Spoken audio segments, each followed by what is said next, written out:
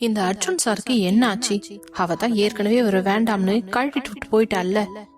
Past is fast தானே. இப்ப திரும்ப வந்து உட்கார்ந்து பேசும்போது கொஞ்சம் கூட வெக்கமே இல்லாம பேசிக்கிட்டு இருக்காரு என்று புலம்பியவளின் மனசாட்சியோ, அது அவங்க 2 பேரோட பர்சனல், அதை பத்தி நீ எதுக்கு கவலைப்படுற? ஆமா, நான் ஏன் கவலைப்பட போறேன்? அவரோட ஃபாஸ்ட் லைஃப் பத்தி எனக்கு என்ன கவலை என்றதும், அப்படியா? அப்ப ஏன் அவங்க 2 பேரும் பேசும்போது மட்டும் உனக்கு வலிக்கிற மாதிரி இருக்கு என்று அவளுடைய மனசாட்சி கேள்வி கேட்டதும், அந்த கேள்விக்கு அவளிடம் பதில் இல்லை. அதற்கு பதிலாக அவளுடைய கண்களில் ஏன் என்றே தெரியாமல் கலங்கியது. மிகவும் வேதனையுடனே தன் கண்களை துடைத்துக் கொண்டவள் அன்று முழுவதும் பரபரப்பாக வேலை பார்த்த அலுப்பில் அப்படியே உறங்கி போனாள். அடுத்த நாள் காலை குளித்துவிட்டு வந்தவள் இன்று புடவை கட்டி செல்லலாம் என்று முடிவு செய்து அழகான ஒரு காட்டன் சேலையை எடுத்து அயன் பண்ணி அதை கட்டிக்கொண்டாள். அதை பார்த்தவளின் அம்மாவோ, என்ன யாழிமா இன்னைக்கு புடவை கட்டிட்டு போற? எப்பவும் சுடிதார் தானே போட்டுட்டு போவ? அம்மா, இன்னைக்கு ஒரு பிரசன்டேஷன் இருக்குமா, அதை நான் தான் பண்ண போறேன். அதுவும் வேற கம்பெனில போய் பண்ண போறேன். அதனாலதான் இன்னைக்கு சாரி கட்டியிருக்கேன். நல்லா இருக்கா என்று கேட்க, உனக்கு என்னம்மா, ராஜாத்தி மாதிரி இருக்க. உன் அழகுக்கு பக்கத்துல யாருமே நிக்க கூட முடியாது. நீ விலை உயர்ந்த ட்ரெஸ் எல்லாம் போட்டினா நிச்சயமா அந்த சினிமா நடிகை அளவுக்கு இருப்ப. அம்மா, காலையில என்ன கிண்டல் பண்றீங்களா? இல்லையா, நீ நிஜமா தான் சொல்றேன். நீ வேணா இன்னைக்கு மீட்டிங் போய் பாரு, எல்லாரோட கண்ணும் உன் மேலதான் இருக்கும் என்று கூறியவர் என்ன நினைத்தாரோ தெரியவில்லை. வேகமாக ஃப்ரிட்ஜில் இருந்த பூவை எடுத்து வந்து அவள் தலையில் வைக்க போக, அம்மா என்ன பண்றீங்க? என்ன யாழினி, சாரி கட்டியிருக்க, அதுக்கு பூ வச்சா தானே அழகா இருக்கும். அம்மா, நான் ஆபீஸ் போறேம்மா. நான் ஒன்னும் ஸ்கூல் டீச்சர் வேலைக்கு போகல பூவெல்லாம் வச்சுட்டு போறதுக்கு. இன்னைக்கு ஒரு நாள் தான் நீ புடவை கட்டியிருக்க. இன்னைக்கு ஒரு நாளைக்கு மட்டுமாவது இந்த பூ வச்சுக்கலாம்ல. அதுவும் இல்லாம பூவை இப்படி எல்லாம் வேண்டாம்னு சொல்லக்கூடாதுடா. எனக்கு புரியுதுமா, ஆனா எல்லாரும் என்ன ஒரு மாதிரியா பாப்பாங்க. சப்போஸ் பாஸ் ஏதாவது திட்டாருன்னா? அப்படி ஏதாவது திட்டனா அப்ப வேணா இந்த பூவை எடுத்து வச்சிரு. இப்போ அம்மாவோட ஆசைக்கு தயவு செஞ்சு வச்சுக்கோ என்றவர் அவளை திரும்பி அவள் தலையில் பூவை வைத்து விட்டு அதில் ஒரு பக்கம் மட்டும் எடுத்து அவள் கழுத்தின் முன்னே போட்டுவிட, அது அவளுக்கு என்னவோ ஒரு மாதிரியாக இருந்தது. மகாலட்சுமி மாதிரி இருக்க, ஏன் பொண்ணா இது, ஏன் கண்ணே பற்றும் போல இருக்கு என்று திருஷ்டி முறித்தவர், சரி வா, நீ ஃபர்ஸ்ட் டிஃபனை சாப்பிட்டுட்டு கிளம்பு. அம்மா, அதுக்கெல்லாம் டைம் இல்ல, நான் ஆபீஸ் போகணும். அப்படி சொல்லக்கூடாது யாழினி. நீ இவ்ளோ கஷ்டப்படுறதே இந்த ஒரு வாய் சாப்பாட்டுக்காக தானே. அத அலட்சியப்படுத்த கூடாது. நல்லா சாப்பிட்டு உன்னோட உடம்பையும் பாத்துக்கணும். அப்புறம் இன்னில இருந்து நான் உனக்கு லஞ்ச் கொடுத்து அனுப்புறேன். நீ ஆபீஸ் கேன்டீன்ல எல்லாம் சாப்பிட வேண்டாம், சரியா? இல்லம்மா, எனக்காக எதுக்கு எழுந்து இவ்ளோ அவசரமா செய்றீங்க? ஆபீஸ் கேன்டீன்ல எல்லாருக்குமே ஃபுட் ஃப்ரீயா தான் கொடுக்கறாங்க. அதனால லஞ்ச் நான் அங்கேயே முடிச்சுக்கிறேன். நாளையில இருந்து நீங்க தம்பிக்கு மட்டும் கொடுத்து அனுப்புங்க, அது போதும்.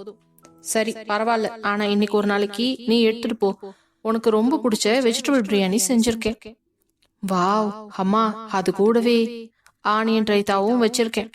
தேங்க்ஸ்மா, தேங்க்யூ சோ மச் என்று அவர் கன்னத்தில் முத்தமிட்டவள் அவளுக்கு சாப்பிடுவதற்காக தட்டில் தோசையை கொண்டு வந்து கொடுக்க, கடகடவென்று 2 தோசையை பிச்சு வாய்க்குள் போட்டுக்கொண்டு, சரிமா, மணி ஆயிடுச்சு, பஸ் வந்துரும், நான் கிளம்புறேன் என்று கூறிவிட்டு அவளது பேக், ஃபைல், பிரசன்டேஷன் செய்ய வேண்டியது அனைத்தையும் எடுத்துக்கொண்டு வேக வேகமாக செல்ல, சரியாக அவள் ஏற வேண்டிய பஸ் அங்கு வந்து நின்றது. என்னடா அதிசயம், இன்னைக்கு நம்ம வரவும் பஸ் வரவும் கரெக்டா இருக்கு. அதுவும் இல்லாம பஸ்ல கூட்டம் கூட கம்மியா இருக்கே. நான் வேற எங்க புடவைய கட்டிக்கிட்டு கசகசன்னு போயிடுமோன்னு நினைச்சேன். பரவாயில்ல, தப்பிச்சுட்ட யாழி என்று நினைத்தவள் பஸ்ஸில் ஏறிக்கொள்ள, சிறிது நேரத்திலேயே அவள் இறங்க வேண்டிய ஸ்டாப்பிங் வரவும் இறங்கி முன்னால் நடக்க, தனது கம்பெனியின் வாசலில் நுழையும் முன்னே செக்யூரிட்டி அவளை ஆச்சரியமாக பார்த்தார். இவ்வளவு நாள் சுடிதார்ல வந்த சின்ன பொண்ணா இது, புடவையில அப்படியே மகாலட்சுமி மாதிரி இருக்குது என்று மனதிற்குள் நினைத்துக் கொள்ள, என்ன இந்த செக்யூரிட்டி அங்கிள் இப்படி பாக்குறாங்க? ஒருவேளை இந்த ட்ரெஸ் நல்லா இல்லையோ என்று யோசித்தபடியே அலுவலகத்திற்குள் நுழைந்தாள். எல்லோரும் அவளையே பார்ப்பது போல இருந்தது. அந்த ஸ்கை ப்ளூ நிற புடவையில் தேவதையை போலவே இருந்தவள், அதுக்கு மேட்சிங்காக செயினும் கம்மலும் போட்டிருக்க, கையில் சிம்பிளாக ஒரு வாட்ச், இன்னொரு கையில் கண்ணாடி வளையல், அவ்வளவுதான். அதுவே அவளுக்கு அவ்வளவு அம்சமாக இருந்தது. இன்று முழுவதும் அவளை பார்த்து கொண்டே இருக்கலாம் போல இருக்க, அங்கிருந்த ரிசப்ஷனிஸ்டோ, வாவ் மேம், இன்னைக்கு நீங்க சூப்பரா இருக்கீங்க. இந்த சாரி சான்ஸே இல்ல. என்ன இன்னைக்கு ஸ்பெஷல்? உங்களோட பர்த்டேவா? அப்படியெல்லாம் இல்ல மேம், இன்னைக்கு ஒரு பிரசன்டேஷன் இருக்கு, நான் தான் பிரசன்ட் பண்ண போறேன். சரி, ஒரு சேஞ்சா இருக்கட்டும்னு சாரி கட்டிட்டு வந்தேன். நல்லா இருக்கா? அதான் சொல்லிட்டேனே, நீங்க தாறுமாறா இருக்கீங்கன்னு. இன்னைக்கு கண்டிப்பா நம்ம கம்பெனிக்கு தான் கான்ட்ராக்ட் கிடைக்க போகுது. எப்படி சொல்றீங்க? ஏன்னா எல்லாரும் உங்க அழகுல தானே மயங்கி உட்கார்ந்துட்டு இருக்க போறாங்க. அப்ப கண்டிப்பா யாரும் எதுவும் பேச போறது இல்ல. நீங்க சூப்பரா பிரசன்டேஷனை பிரசன்ட் பண்ணி நம்ம கம்பெனிக்கு கான்ட்ராக்ட மட்டும் வாங்கி கொடுத்துடுங்க மேம் என்றதும், என்ன நீங்க இப்படி பேசுறீங்க? சரி, பாஸ் வந்துட்டாரா? இன்னும் இல்ல மேம், வர டைம் தான் என்றதும் வேகமாக ஸ்டெப்ஸ் ஏறலாம் என்று நினைக்க, ஆனால் புடவையை கட்டிக்கொண்டு படியேறுவது சரியான வேலையாக இருக்காது, மடிப்பு கலைந்துவிடும் என்று லிப்டிற்குள் நுழைவதற்காக லிப்ட் இருக்கும் இடத்திற்கு சென்றார். பட்டனை அழித்துவிட்டு காத்திருக்க கதவுகள் திறந்ததும் உள்ளே சென்றவள் அவள் செல்ல வேண்டிய தளத்தின் நம்பரை அழித்துவிட்டு லிப்டை க்ளோஸ் செய்ய போக திடீரென்று அந்த கதவுகளுக்கு நடுவில் ஒரு கால் வந்து தடுத்தது. அந்த ஷூ காலை பார்த்தவள் மெதுவாக நிமிர்ந்து பார்க்க அங்கே அர்ஜுன் தான் நின்று கொண்டிருந்தான். அவனை பார்த்தவுடன் அவளுடைய இதய துடிப்பு தாறுமாறாக துடிக்க தொடங்கியது. மீண்டும் கதவுகள் திறக்க அவன் உள்ளே நுழைந்தவுடன் அவளை மேலிருந்து கீழாக ஒரு பார்வை பார்த்தான். குட் மார்னிங் பாஸ் என்று தடுமாறிபடியே கூற லேசாக தலையை மட்டும் அசைத்தவன் அமைதியாக சென்று நின்று கொண்டான். என்ன இவர் பாட்டுக்கு கம்மு நிக்கிறாரு? அப்போ இந்த பட்டனை நம்ம தான் அழுத்தணுமோ? அத கூட சொல்ல மாட்டாரு என்று மனதுக்குள் நினைத்தவள் மெதுவாக அந்த பட்டனை பிரஸ் பண்ணிவிட்டு பின்னால் நகர, அதுவரை அவளையே வைத்த கண் வாங்காமல் தன் பார்வையாலேயே பழகி கொண்டிருந்தான். ஆனால் ஏன் பார்க்கிறோம், எதற்கு பார்க்கிறோம் என்று தெரியாமலேயே பார்த்து கொண்டிருந்தான். அவனோ கண்களை வேறு பக்கம் திருப்ப முயற்சி செய்து கடைசியில் தோற்று போனான். லிப்டின் கதவுகள் க்ளோஸ் ஆனதும் அந்த அறைக்குள் அவள் தலையில் இருக்கும் மல்லிகை பூவியின் வாசம் மட்டுமே நிறைந்திருந்தது. அவளிடம் இருந்து ஆளை மயக்கும் சென்ட் நறுமணம் அந்த மாதிரி எதுவும் இல்லை. அவளின் அந்த மல்லிகை பூவே ஆளை தூக்குவது போல வாசம் வர, வித்தியாசமான உணர்வை அனுபவித்த அர்ஜுனுக்கு தன் உடலில் ஏதோ மாற்றங்கள் நிகழ்வது போல இருந்தது. பின்பு அவளிடமிருந்து கவனத்தை திருப்பி அவன் தனது மொபைலை எடுத்து பார்த்து கொண்டிருக்க, அப்பொழுதுதான் அவளுக்கு நிம்மதியாக மூச்சு வந்தது. அடி ஆத்தாடி, எதுக்கு இவ்வளவு நேரம் நம்மளையே பார்த்துட்டு இருந்தாரு? ஏன் புடவை கட்டிட்டு வந்தேன்னு சத்தம் போடுவாரோ? நான் வேற ஏதோ ஒரு ஞாபகத்துல புடவையோட வந்துட்டேன். எதுக்கும் எக்ஸ்ட்ரா ஒரு ஸ்பேர் சுடிதாரு எடுத்துட்டு வந்திருக்கணும். சப்போஸ் இதெல்லாம் போடக்கூடாதுன்னு இவர் சொல்லிட்டார்னா மாத்தியாவது இருக்கலாம். இப்படி வந்து சிக்கிட்டியடி என்று நினைத்தவள் அவனை திரும்பி பார்த்து, பாஸ் என்ன இன்னைக்கு மீட்டிங் பிரசன்டேஷன் என்று ஏதோ சொல்ல வர, ஏன் உனக்கு எதுவுமே கம்ப்ளீட்டா பேச தெரியாதா? ஏதோ மணிரத்னம் படத்துல வர்ற மாதிரி திக்கி திக்கி பேசிக்கிட்டு இருக்க என்று கோபமாக கேட்க, சாரி பாஸ், இன்னைக்கு பிரசன்டேஷனுக்காக நம்ம மீட்டிங் போக வேண்டியது இருக்கு. ஆமா, அதுக்கு என்ன இப்போ? இல்ல பாஸ், உங்களுக்கு ஞாபகப்படுத்தணும் அதான். ஆமா இல்ல, நீ என்னோட பிஏ, அதை நான் மறந்தே போயிட்டேன் பாரு. இன்னைக்கு என்னோட ஷெட்யூல் என்னென்ன என்று கேட்டதும் அவளுக்கு ஒரு நிமிடம் தூக்கி வாரி போட்டது. பாஸ், என்னோட நோட் பெண்ண கேபின்ல இருக்கு என்று பயந்தபடியே கூற, எதுவுமே இல்லாம தான் என்கிட்ட பேசிக்கிட்டு இருக்கியா? எப்பவும் அதை கையில ஹேண்ட்பேக்ல வச்சுக்கணும்னு தெரியாதா? சாரி பாஸ், ஏதோ ஒரு ஞாபகத்துல நேத்து மறந்துட்டேன். இட்ஸ் ஓகே என்றவன் போனை எடுத்து யாருக்கோ மெசேஜ் செய்துவிட்டு மீண்டும் போனை பாக்கெட்டில் வைத்துக் கொண்டான். அவர்களின் தளம் வந்ததும் லிப்டின் கதவுகள் ஓபனாக அவள் வெளியே செல்லலாம் என்று நினைக்கும் பொழுது அவன் தொண்டையை செருமமும் உடனே அப்படியே நின்று விட்டாள். பின்பு அவன் வெளியே போனதும் அதற்கு பின்னால் வெளியில் வந்தவள், ஏன் நாங்கெல்லாம் ஃபர்ஸ்ட் போக கூடாதோ? இவர் தான் போகணுமா? சரியான ஈகோ பிடிச்சவரு என்று புலம்பிக் கொண்டே அவனுடன் உள்ளே நுழைய, அவன் சென்று தனது சேரில் அமர உடனே வேக வேகமாக அவளுடைய நோட்டையும் பேனாவையும் எடுத்துக்கொண்டு அவன் அருகில் சென்று, பாஸ் 10:30 மணிக்கு பிரசன்டேஷன் சப்மிட் பண்ணணும். அப்புறம் சைட் விசிட் போக வேண்டியது இருக்கு. மதியத்துக்கு மேல நம்மளோட ஆபீஸ்லயே ஒரு முக்கியமான மீட்டிங் இருக்கு என்றாள். ஓகே, வேற? அவ்வளவுதான் பாஸ். சரி, பிரசன்டேஷனுக்கு எல்லாம் ரெடி பண்ணியாச்சா? எஸ் பாஸ், எல்லாமே ரெடியா இருக்கு. நீங்க ஒரு வாட்டி செக் பண்ணிட்டா அவ்வளவுதான் பாஸ். சரி என்றதும் அவளுடைய பென்ட்ரைவ் எடுத்து கொடுக்க அதை பார்த்தவன், ஏன் உன்னால கனெக்ட் பண்ணி பிரசன்டேஷன் எனக்கு காட்ட முடியாதா? எல்லாமே நான் எதை செய்யணுமா? அப்போ நீ எதுக்கு இருக்க என்று கேட்டதுதான் தாமதம். சாரி பாஸ் என்று வேகமாக அவன் அருகில் சென்று அவனுடைய லேப்டாப்பில் பென்ட்ரைவை குத்திவிட்டு அந்த பிரசன்டேஷனை ஓபன் செய்து அவனுக்கு காட்ட, அவள் அவன் அருகில் இவ்வளவு தூரம் நெருங்கி நிற்பதை அவள் உணரவே இல்லை. ஆனால் அவளுடைய நெருக்கம் அவனை ஒரு நிமிடம் தடுமாற வைத்திருந்தது.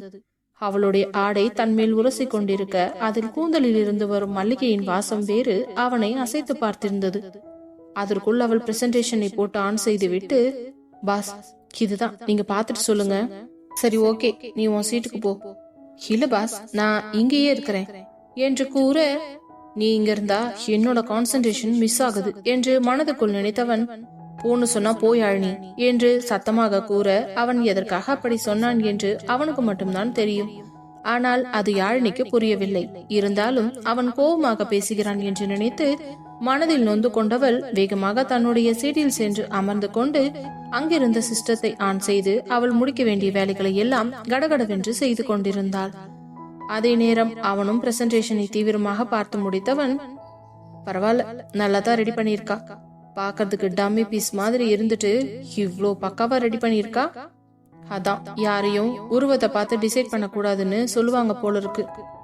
பரவாயில்ல, இவகிட்டையும் கொஞ்சம் திறமை இருக்குதுதான் என்று அவன் நினைத்து கொண்டிருக்க அதே நேரம் அவனின் அரைக்கதவை தட்டும் சத்தம் கேட்க, எஸ் கமின் என்றதும் அவனுடைய பியூன் வந்து ஒரு பார்சலை கொடுக்க, சரி நீங்க கிளம்புங்க என்று கூற அவர் வெளியே சென்று விட்டார்.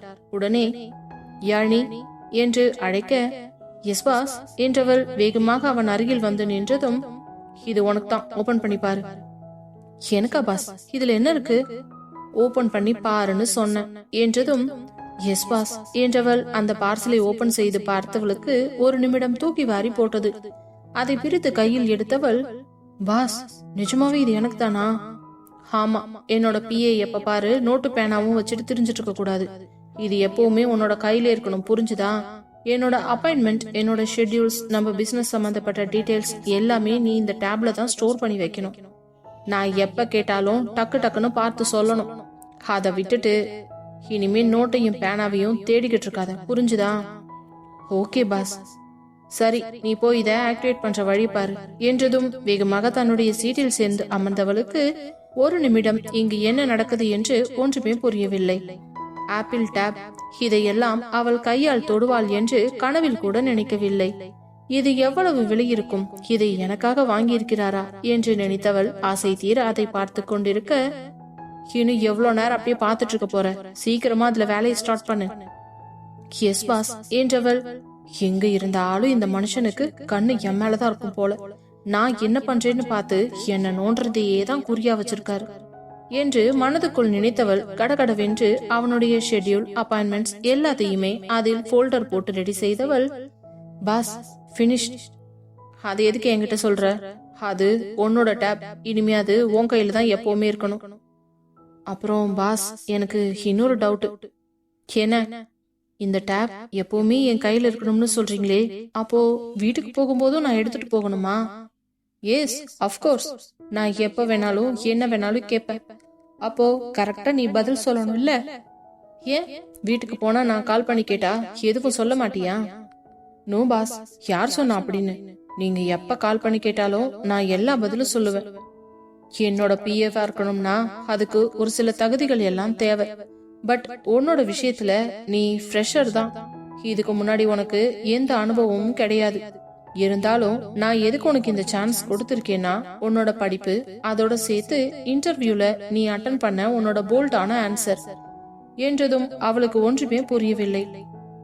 பாஸ், அன்னைக்கு ஹெச்ஆர் மேடம் தானே என்ன இன்டர்வியூ பண்ணாங்க, அது உங்களுக்கு எப்படி தெரியும்? என்ன யாழினி, இது என்னோட ஆபீஸ், இங்க எனக்கு தெரியாம ஏதாச்சும் நடக்குமா?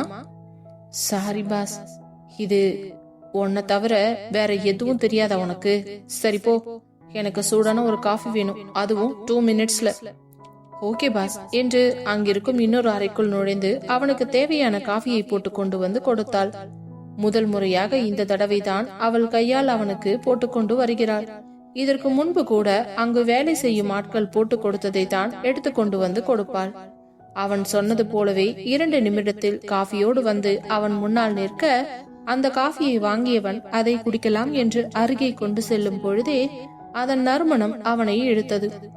ஒரு சிப் அந்த காஃபியை உள்ளிழுத்தவன், வெரி நைஸ் காஃபி, இனிமே நீயே எனக்கு காஃபி போடு, வெளியில இருந்தெல்லாம் எடுத்துட்டு வராத. Okay boss, thank you so much என்று கூறியவள் மீண்டும் தனது கேபினில் அமர்ந்து வேலையை தொடங்க அதே நேரம் அவனும் காஃபியை குடித்து முடித்து விட்டு எழுந்தவன், யாழினி, நான் ஃப்ளோர் விசிட் போயிட்டு வந்துடுறேன், வந்ததுக்கு அப்புறம் மீட்டிங்க்கு கிளம்பலாம். அதுக்குள்ள நீ என்ன பண்ற, அந்த கபோர்ட்ல மேல இருக்கிற ரேக்ல ரெட் கலர்ல ஒரு ஃபைல் இருக்கும், சீல் பண்ணி இருக்கும், அந்த ஃபைலை மட்டும் எடுத்துட்டு என்னோட டேபிள்ல வை என்று கூறியவன் அங்கிருந்து ஃப்ளோர் விசிட் சென்று விட்டான். மீண்டும் தனது சேரில் வந்து அமர்ந்தவள் அந்த டேப்பை பார்த்து கொண்டே, வாவ், இந்த டேப்பை பார்த்தா தம்பி கண்டிப்பா சந்தோஷப்படுவான். ஆனா அவன் எதையும் எடுத்து நோண்டிட கூடாது. ஏன்னா இது ஆபீஸ் சம்பந்தப்பட்ட ஃபைல்ஸ் எல்லாமே இருக்கு. நான் எல்லாத்தையும் இதுல தான் சேவ் பண்ணிக்கிட்டு இருக்கேன்.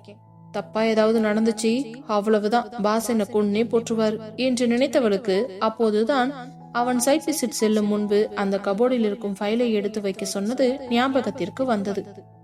அட கடவுளே, இதை எப்படி நான் மறந்தேன் என்றவள் வேகமாக எழுந்து சென்று அந்த கபோர்டை திறந்து மேலிருக்கும் ஃபைலை எடுக்க நினைக்க, ஆனால் அது அவளுக்கு எட்டவில்லை. இது என்னடா எனக்கு வந்த சோதனை, என்னை விட இந்த ரேக் இவ்வளோ ஹைட்டா இருக்கு, இது எப்படி எடுக்கிறது என்று யோசித்துக் கொண்டிருந்தவள், கண்டிப்பா ஏதாச்சும் ஸ்டூல் போட்டுதான் ஏறணும், நம்மளால முடியாது என்று யோசித்துக் கொண்டிருந்தவளுக்கு அப்பொழுதுதான் காஃபி போடும் அறையில் ஒரு ஸ்டூல் இருப்பது ஞாபகத்துக்கு வந்தது. ஐடியா கிடைச்சிருச்சு என்று அந்த அறைக்குள் வேகமாக ஓடியவள் அந்த ஸ்டூலை தூக்கி கொண்டு வந்து அங்கே போட்டு அதில் மேல் ஏறப்போக அப்பொழுதே அவள் புடவை கட்டியிருப்பது ஞாபகத்திற்கு வந்தது. ஐயோ, எனக்குன்னு பார்த்து புடவைய கட்டிட்டு வந்திருக்கனே. சுடிதாரா இருந்தா கூட சட்டுன்னு ஏறிடுவேன், சாரியை கட்டிட்டு எப்படி ஏறுறது? அதை விட ரொம்ப கஷ்டம் கீழே இறங்குறது. கடவுளே, பாஸ் வர்றதுக்குள்ள நான் இதை எடுத்துட்டு எப்படியாவது இறங்கிடணும், இல்லனா ரொம்ப அசிங்கமா போயிடும் என்று நினைத்தவள் ஒரு நொடியும் தாமதிக்காமல் அந்த ஸ்டூலில் காலை வைத்து ஏறினாள். பின்பு அந்த ரேக்கில் கையை வைத்து பார்க்க அப்பொழுதும் அவளுக்கு அது கொஞ்சம் எட்டாததை போல இருக்க, ஒவ்வொரு ஃபைலாக எடுத்து பார்க்க வேறு வேறு நிறத்தில் இருந்தது. இந்த ரெட் கலர் ஃபைலை தவிர மீதி எல்லா கலரும் இங்க இருக்குது என்று புலம்பிக் கொண்டிருந்தவள் மீண்டும் அனைத்து ஃபைலையும் எடுத்து அதன் நிறத்தையும் பார்த்து கொண்டிருக்க, அப்பொழுது சைட் விசிட் முடித்துவிட்டு மீண்டும் தன் அறைக்குள் நுழைந்தவன் யாழினி அங்கு ஸ்டூலின் மேல் ஏறி நின்று கொண்டு அந்த ஃபைலை தேடிக் கொண்டிருப்பதை பார்த்து ஒரு நிமிடம் ஒன்றும் புரியவில்லை. என்ன பண்ணிக்கிட்டு இருக்கா என்று யோசித்தபடியே அவள் அருகே நடந்து செல்ல, அதே நேரம் அவள் எக்கி அந்த ரெட் ஃபைலை எடுக்க பார்த்ததில் அவள் இடுப்பில் இருந்த புடவை நழுவி கீழே இறங்கியிருந்தது. அதனால் அவளது எலுமிச்சை நிற இடுப்பு அவன் கண்களுக்கு பளிச்சென்று காட்சி கொடுக்க, அதில் ஒரு நிமிடம் தன் சுயத்தை எழுந்து விட்டான். இதற்கு முன் எத்தனையோ பெண்களை அவன் பார்த்திருக்கிறான், யாரையும் இந்த அளவுக்கு ரசித்ததில்லை. ஆனால் இந்த யாழினியை பார்க்கும் பொழுது மட்டும் அவன் மனம் சலனப்படுகிறது. அது ஏன் என்று அவனால் புரிந்து கொள்ள முடியவில்லை. இதற்கு முன் மீராவும் அவனும் காதலிக்கும் பொழுது கூட அவன் மீராவை அந்த அளவுக்கு தொட்டு கூட பேச மாட்டான். அவர்களுக்குள் எந்தவித முத்த பரிமாற்றமும் இருந்ததில்லை. மீராதான் வேண்டும் என்று வந்து அவன் கன்னத்தில் நெற்றியில் முத்தம் கொடுக்க என்று ஏதாவது செய்து கொண்டிருப்பாள். ஆனால் அவனோ அவளை கண்டு கொள்ள கூட மாட்டான். அப்பொழுதே அவனுக்கு தெரிந்துவிட்டதோ என்னவோ இவள் தனக்கானவள் இல்லை என்று. அதனால்தான் அவளிடமிருந்து ஒதுங்கியே இருந்தான் போல. ஆனால் இந்த யாழினியிடம் அப்படி அவனால் இருக்க முடியவில்லை. மெதுமெதுவாக அவனது கண்ட்ரோலை இழந்து கொண்டிருந்தவன் ஒரு கட்டத்தில் அவள் அருகில் வந்து நின்று அந்த சேலையை மேலே இழுத்து விடலாம் என்று நினைக்கும் சமயம் அவள் அவனை திரும்பி பார்த்ததும் பயத்தில் பட்டென்று பதறி அவளின் கால் ஸ்டூலில் இருந்து ஸ்லிப் ஆகி கீழே விழப்போனாள். ஒரு நிமிடம் கூட தாமதிக்காமல் அவளை கீழே விடாமல் இடையோடு சேர்த்து அடித்து பிடித்து தாங்கினான் அர்ஜுன். தான் கீழே விழுந்து விடுவோம் என்று நினைத்து பயத்தில் கண்ணை இறுக்கமாக மூடியிருந்தவளுக்குத்தான் ஏதோ அந்தரத்தில் மிதப்பது போல இருந்தது. அதே நேரம் அவளை தன் இரு கைகளால் தாங்கி பிடித்திருந்தவன் அவள் முகத்தை இவ்வளவு கிட்டே வைத்து இன்றுதான் பார்க்கிறான். எவ்வளவு ஒரு மென்மையான முகம், பாலால் செதுக்கியது போல இருந்தது.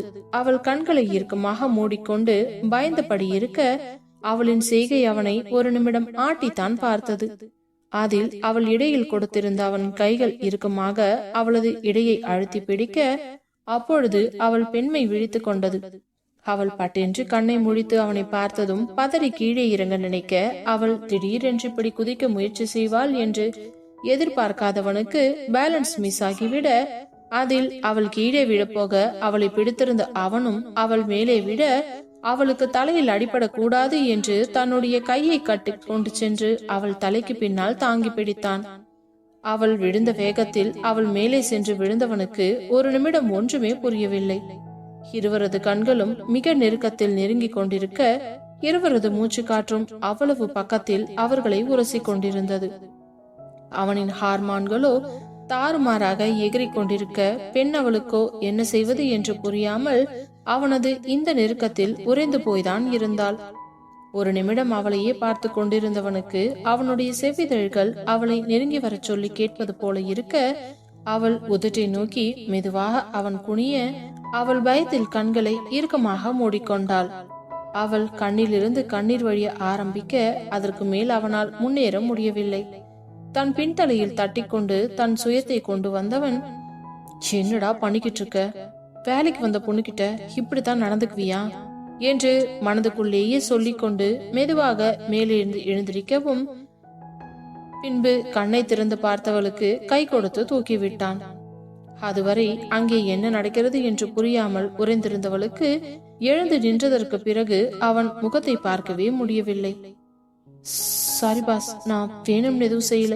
நீங்க கேட்ட ஃபைல் எடுக்க முடியல, அதான் ஸ்டூல் போட்டு ஏறி என்று ஸ்கூல் பிள்ளை போல காரணம் சொல்லியவனை பார்த்தவனுக்கு உள்ளுக்குள் சிரிப்புதான் வந்தது. இருந்தாலும் அதை வெளிக்காட்டிக் கொள்ளாமல், இட்ஸ் ஓகே, ஃபைல் எடுக்க முடியலனா என்கிட்ட சொல்ல வேண்டியது தானே, நான் வந்து எடுத்திருப்பேன்ல. நீங்க வர்றதுக்குள்ள எடுத்து வச்சிடலாம்னு நினைச்சேன் பாஸ். சரி, உனக்கு ஏதாச்சும் அடிபட்டிருக்கா? இல்ல பாஸ், அதான் நீங்க என்ன புடிச்சுக்கிட்டீங்கல்ல என்றதும் அவளை முறித்து பார்த்தவன், சரி போ, மீட்டிங் போனோம், கிளம்பு. ஒரு 2 மினிட்ஸ் பாஸ் என்றவள் வேகமாக காஃபி போடும் அறைக்குள் நுழைந்து, இப்போ எதுக்கு இந்த ரூம்குள்ள போறா என்று யோசித்துக் கொண்டிருக்க உள்ளே நுழைந்தவளோ கதவை சாத்திவிட்டு வேக வேகமாக மூச்சு வாங்கினாள். இன்று அவனுடைய நெருக்கத்தில் அவள் மனம் தாறுமாறாக துடித்துக் கொண்டிருந்தது. அவளை கண்ட்ரோல் செய்ய அவளாலேயே முடியவில்லை. நீண்ட நேரம் மூச்சினை இழுத்துவிட்டு தன்னை சமன்படுத்தியவள் பின்பு தனது சேலையை அழகாக சரி செய்து கொண்டு தன் தலைமுடியையும் சரி செய்தவள் கதவை திறந்து கொண்டு வெளியே வர, அப்பொழுதுதான் அவள் உடையை அட்ஜஸ்ட் செய்திருக்கிறாள் என்று தெரிய அவள் வெளியே வந்தவுடன், ஆமா, நான் கேட்கணும்னு நினைச்சேன், என்ன இன்னைக்கு சாரி கட்டிட்டு வந்திருக்க? எப்பவும் சுடிதார் தானே போட்டுட்டு வருவ என்று அவன் கேட்க, அவனுக்கு இதெல்லாம் பேச தெரியுமா என்பது போல இருந்தது அவளுக்கு. ஹலோ யாழினி, உன்கிட்ட தான் கேட்டுட்டு இருக்கேன். அது ஒண்ணுமில்ல பாஸ், இன்னைக்கு பிரசன்டேஷனை நான் தான் பண்ண போறேன் இல்லையா, அதான் ஒரு டிஃப்ரெண்டா இருக்கட்டும்னு சாரி கட்டிட்டு வந்தேன் பாஸ். ஏதாவது பிரச்சனையா? நான் வேணா போய் இந்த ட்ரெஸ் சேஞ்ச் பண்ணிட்டு வந்துடவா? வேண்டாம், இந்த ட்ரெஸ்க்கு என்ன நல்லா தான் இருக்கு, ஆனா இந்த தலையில இருக்க பூதான். நான் அப்பவே சொன்னேன் பாஸ், இந்த அம்மா எங்க கேக்குறாங்க, முதல்ல புடவை கட்டிட்டு போற, தலையில பூ இல்லாம போக கூடாதுன்னு சொல்லி கம்பல் பண்ணி வச்சு விட்டுட்டாங்க. இதோ ஒரே செகண்ட் பாஸ் என்று கூறியவள் அந்த பூவை எடுக்க நினைக்க, ஹேய் ஒரு நிமிஷம் இரு, எதுக்கு இவ்வளவு அவசரமா பூ எடுக்க போற? இல்ல பாஸ், எனக்கே கொஞ்சம் ஒரு மாதிரியா தான் இருக்குது. அதெல்லாம் எந்த மாதிரி இல்ல, நல்லா தான் இருக்கு. ஐ லைக் தி ஸ்மெல் என்று கூறியதும் அவளுக்கு உள்ளுக்குள் ஐஸ் கட்டியை வைத்தது போல இருந்தது. அட கடவுளே, இன்னைக்கு என்ன பாஸ் ஏதோ நல்ல மூட்ல வந்திருக்காருன்னு நினைக்கிறேன். ஓகே பாஸ், நம்ம மீட்டிங் கிளம்பலாமா? யா ஷியோர், நீ அந்த பென்ட்ரைவ் எடுத்துக்கோ, அப்படியே உன்னோட புது டேபையும் எடுத்துக்கோ. ஓகே பாஸ் என்று அவனது ஹேண்ட்பேக்கை எடுத்து கொண்டு வந்து அனைத்தையும் எடுத்து வைத்து கிளம்புவதற்கு தயாராக அவன் கதவை திறந்து கொண்டு வெளியே செல்ல அவளும் அவன் பின்னாலேயே வேகமாக ஓடினாள். அவர்கள் இருவரையும் பார்த்த மற்றவர்கள், வாவ், பாஸோட பிஏ 2 பேருமே சூப்பரா இருக்காங்கல்ல. ஏன் இன்னைக்கு யாழினி புடவையெல்லாம் கட்டிட்டு வந்திருக்காங்க? என்னன்னு தெரியல, ஆனா பாக்க அழகா இருக்குது இல்ல? ஆமா கரெக்ட். எங்க இவ்ளோ அர்ஜென்டா போறாங்க? இன்னைக்கு ஒரு மீட்டிங் இருக்கு, யாழினி தான் பிரசன்ட் பண்ண போறாங்க. அப்படியா? சரி சரி, இருந்தாலும் இவங்க 2 பேரோட ஜோடி பொருத்தம் அம்சமா இருக்குது இல்ல? நம்ம பாஸுக்கும் இன்னும் கல்யாணம் ஆகல, யாழினிக்கும் இன்னும் கல்யாணம் ஆகல. இவங்க 2 பேரும் சேர்ந்து கல்யாணம் பண்ணிக்கிட்டாங்கன்னா நிச்சயமா நல்லா இருக்கும் பாக்குறதுக்கு என்று கூற, அதே நேரம் இன்னொருத்தியோ, உனக்கு என்ன பைத்தியம் பிடிச்சிருக்குதா? யாழினி நம்ம பாஸோட பிஏ, எப்படி அவர் அவங்கள கல்யாணம் பண்ணிக்குவாரு? அவருடைய ஸ்டேட்டஸ் என்ன, யாழினியோட ஸ்டேட்டஸ் என்ன? அது என்னவோ நீ சொல்றதும் சரிதான் என்று அவர்கள் பேசிக் கொண்டிருக்க, அதே நேரம் அவளை அழைத்து கொண்டு லிப்டின் கீழே வந்தவன் தனது காரை எடுத்து கொண்டு வந்து அவள் முன்பு நிறுத்தியதும் ஏறுவதற்கு தயங்கி கொண்டே நின்றிருந்தாள். பின்பு பின்னாடி டோரை திறந்து கொண்டு உள்ளே அமரச் செல்ல அவளை முறைத்து பார்த்தவன், ஹலோ, நான் என்ன உனக்கு டிரைவரா? No boss. அப்புறம் ஏன் பின்னாடி போய் உட்கார்ற? முன்னாடி வந்து உக்காரு. சாரி பாஸ் என்றவள் முன்னே ஓடி வந்து தனது சேலையை அழகாக மடித்து பிடித்து அமர்ந்தவள், எனக்கு முன்னாடி உட்காரலாம்னு தெரியாது பாஸ், அதனாலதான் நான் பின்னாடி போனேன், தப்பா நினைச்சுக்காதீங்க. இட்ஸ் ஓகே என்றவன் காரை ஸ்டார்ட் செய்து ஓட்டி கொண்டிருக்க திடீரென்று ரோட்டில் பைக்கில் குறுக்கே ஒருவன் பூந்து செல்லவும் அவன் சடன் பிரேக் போட போக அதில் நிதானம் இழந்தவன் காரின் முன்னால் சென்று முட்டிக்கொள்ள போக அவள் கரத்தை வைத்து அவளை தோள்களோடு சேர்த்து இறுக்கி பிடிக்க அவளோ மிகவும் பதறிவிட்டாள். ஒரு நிமிடம் தன் உயிரே போய்விட்டது என்று பயந்தவளுக்கு இப்பொழுது எதுவும் ஆகவில்லை என்று தெரிந்த பிறகுதான் நிம்மதியாக இருந்தது. Thank you boss, thank you so much என்று சொல்ல அவனை தீயாய் முறைத்தவன் கையை எடுத்துவிட்டு, அறிவில்ல, கார்ல ஏறி உட்காரும் போதே சீட் பெல்ட் போடணும் கூட தெரியாதா? இப்படித்தான் கேர்லெஸ்ஸா உட்காந்துட்டு வருவியா? எங்கேயாவது போய் முட்டிக்கிட்டு அடிபடணுமா? ஸ்டூபிட், முதல்ல சீட் பெல்ட்டை போடு என்றதும் திருத்திருவென்று முழித்து அந்த சீட் பெல்ட்டை கையில் எடுத்து பார்த்து கொண்டிருந்தவளுக்கு அதை எப்படி போட வேண்டும் என்று தெரியவில்லை. என்ன யோசனை, சீக்கிரம் போடு பாஸ் என்று மெதுவான குரலில் அழைக்க, இப்ப என்னாச்சு? நீங்க தப்பா நினைக்கலன்னா நான் ஒரு விஷயம் சொல்லலாமா? சொல்லு. நான் இதுக்கு முன்னாடி கார்ல எல்லாம் போனதே இல்ல பாஸ், இப்பதான் ஃபர்ஸ்ட் டைம் வர. எனக்கு எப்படி இந்த சீட் பெல்ட் எல்லாம் போட தெரியும்? திடீர்னு போடுன்னு சொன்னா நான் எப்படி பாஸ் போடுறது என்று அப்பாவியாக கேட்டவளை பார்த்தவனுக்கு ஒரு நிமிடம் அவன் முகத்தில் இருந்த கோபம் எல்லாம் மறைந்து போய் புன்னகைதான் வந்தது. சரி, நானே போட்டு விடுறேன் என்றவன் அவனது சீட் பெல்ட்டை கழட்டி விட்டு அவள் முகத்தோடு முகம் நெருங்கி அவளுக்கு சீட் பெல்ட்டை மாட்டிவிட்டு கொண்டிருக்க அவனுடைய மூச்சு காற்று அவள் முகத்தில் பட்டதும் அவளுக்கு உடலெல்லாம் சிலிர்க்க ஆரம்பித்தது. அவளுடைய மூச்சு காற்றும் அவன் முகத்தில் பட அவனுடைய தேகமும் சூடேற ஆரம்பித்தது. காலையில் அவர்கள் இருவருக்குள்ளும் நடந்த விஷயங்கள் அனைத்தும் ஞாபகத்திற்கு வர அவனுடைய கண்ட்ரோலை மொத்தமாக இழந்து கொண்டிருப்பதை உணர்ந்தவன் ஒரு வழியாக சீட் பெல்ட்டை போட்டுவிட்டு என்று பெருமூச்சு விட்டு தன்னை சமன்படுத்தியவன் நகரும் பொழுது அவன் முகத்தை பார்க்க அவளுக்கு முகம் முழுவதும் பயத்தில் முத்து முத்தாக விர்வை பூத்திருந்தது. அதை பார்த்தவனுக்கு சின்னதாக ஒரு சிரிப்பு வர மீண்டும் சென்று சீட்டில் அமர்ந்து கொண்டு தன்னுடைய கர்ச்சீஃபை எடுத்து அவன் கையில் கொடுத்து, கிந்தா, முதல்ல தொடச்சுக்கோ, கார்ல தான் ஏசி ஓடுது இல்ல, ஏன் உனக்கு இப்படி வேர்க்குது என்று கேட்க அவளோ எதுவும் பேசாமல் அப்படியே உறைந்து போய் அமர்ந்திருந்தாள். அவள் தோளில் கை வைத்து, யாழினி என்று ஒலிக்கினான். S pass. ஏன் அப்பப்ப இப்படி ஃப்ரீஸ் ஆகிடுற? கிந்தா, இந்த கர்ச்சீஃபை புடிச்சுக்கோ. எதுக்கு உனக்கு இப்படி வேர்க்குது? ஏசி பாயிண்ட் வேணா கொஞ்சம் அதிகப்படுத்தவா? முதல்ல உன் முகத்துல இருக்க ஸ்வெட்டிங்க தொட என்றதும் அவனது கர்ச்சீஃபை வாங்கி கொண்டவள் அவன் முகம் முழுவதும் ஒத்தி எடுக்க அப்பொழுதுதான் அவளுக்கு தெரிந்தது தனக்கு இவ்வளவு நேரம் வேர்த்திருக்கிறது என்று. சங்கடத்துடனே அவனை பார்த்தவள், சாரி பாஸ், இந்த கர்ச்சீப் நான் யூஸ் பண்ணிட்டேன், நான் வீட்டுக்கு எடுத்துட்டு போயிட்டு வாஷ் பண்ணி நாளைக்கு எடுத்துட்டு வந்து கொடுத்துட்றேன். இட்ஸ் ஓகே, நீயே வச்சுக்கோ, அது புது கர்ச்சீப் தான். இல்ல பாஸ், வேண்டாம். ஏன், என்னாச்சு? இந்த மாதிரி கர்ச்சீப் எல்லாம் கொடுத்தா உங்களுக்கு எனக்கு இருக்கிற கனெக்ஷன் கட் ஆகிடும்னு சொல்லுவாங்க பாஸ் என்று உதட்டை பிதுக்கியவாறு கூற, வாட், உனக்கு எனக்கு என்ன கனெக்ஷன்? இல்ல பாஸ், நீங்க என்னோட பாஸ், நான் உங்களோட பிஏ. சப்போஸ் எனக்கும் உங்களுக்கும் ஏதாவது பிரச்சனை வந்து நீங்க என்ன வேலையை விட்டு தூக்கிட்டீங்கன்னா என்ன பண்றது என்று அப்பாவியாக பேசியவளை பார்த்தவனுக்கு தலையில் அடித்துக் கொள்ளலாம் போல இருந்தது. இவளை வச்சுக்கிட்டு என்ன பண்றது என்று ஒன்றும் புரியாமல் காரை ஸ்டார்ட் செய்தவன் வண்டியை ஓட்டிக்கொண்டே அவளை பார்த்து, யாழினி, திரும்பவும் ஒரு வாட்டி கேக்குறேன், இது என்னோட பிரஸ்டீஜ் சம்பந்தப்பட்ட விஷயம். இந்த பிரசன்டேஷன் உன்னால பண்ண முடியாதுன்னா இப்பவே சொல்லிடு, நானே பண்ணிடுறேன். அங்க வந்து எல்லாரும் முன்னாடி சொதப்பிட்டனா நம்ம கம்பெனியோட மானமும் ஏன் மானமும் சேர்ந்துதான் போகும் என்று கூற அவளுக்கு அப்பொழுதுதான் பயம் அதிகமானது. பாஸ், நீங்க கவலைப்படாதீங்க, நான் கண்டிப்பா நல்லா பண்ணிடுவேன் என்று நம்பிக்கையோடு கூறினாள். சரி என்றவன் நேராக அந்த மீட்டிங் நடக்கும் இடத்திற்கு சென்று காரை பார்க் செய்துவிட்டு இறங்கி முன்னால் நடக்க அவன் பின்னாலேயே அவனுடைய வேகத்திற்கு ஈடு கொடுத்து ஓட முடியாமல் நின்றாள். புடவை வேறு கட்டிக்கொண்டு அவளால் வேகமாக நடக்க முடியவில்லை. தடுமாறி கொண்டிருக்க அவளை திரும்பி பார்த்தவன் அவளின் தடுமாற்றத்தை உணர்ந்து பின்பு மெதுவாக நடக்க ஆரம்பித்தாள். அப்பாடா, இவர் என்ன கால்ல சக்கரம் ஏதாவது கட்டிருப்பாரோ? ஒவ்வொரு எட்டும் இவ்வளவு தூரத்துக்கு எடுத்து வைக்கிறாரு, நம்மால முடியலடா சாமி. இவர் கூட நடந்தா சீக்கிரம் நம்ம டயர்ட் ஆயிடுவோம் போல இருக்கே என்று பேசிக்கொண்டே அந்த மீட்டிங் நடக்கும் ஹாலின் உள்ளே நுழைய அங்கு மீரா இவர்களுக்கு முன்பாக அமர்ந்து கொண்டிருந்தாள். அர்ஜுனை பார்த்தவுடன் வேகமாக எழுந்து வந்தவள், ஹாய் அர்ஜுன் என்று அவனை அணைப்பதற்கு வர ஒரு அடி பின்னால் தள்ளி நின்றவன், உன்கிட்ட பல தடவை சொல்லிட்டேன், இந்த மாதிரி என்ன ஹக் பண்ற வேலையெல்லாம் வச்சுக்காதன்னு. எதா இருந்தாலும் வாயில பேசுறல, அதோட நிறுத்திக்க என்று கூற யாழினிக்கு குளுகுளுவென்று இருந்தது. அதே நேரம் மீராவிற்கோ யாழினி முன்னால் தான் அவமானப்பட்டதை தாங்கிக் கொள்ள முடியாமல் இருக்க, அதில் யாழினியை முறைத்து கொண்டே சென்று அவளுடைய இருக்கையில் அமர்ந்து விட்டாள்.